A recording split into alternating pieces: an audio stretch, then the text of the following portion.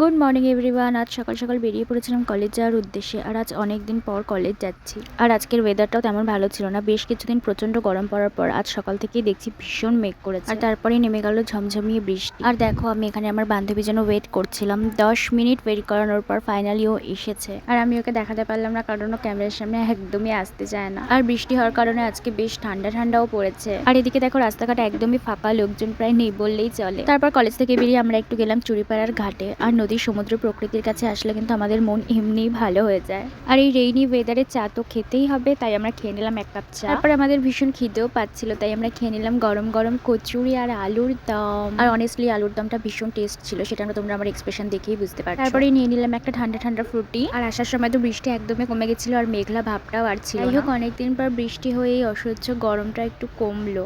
তারপরে আমি এখানে বাড়ি এসে স্নান করে ফ্রেশ হয়ে নিলাম, তারপরে ঘুমিয়ে গেলাম। আজকের ব্লগটা এই পর্যন্তই। ভালো লাগলে একটা লাইক করে দিও। Thanks for watching guys.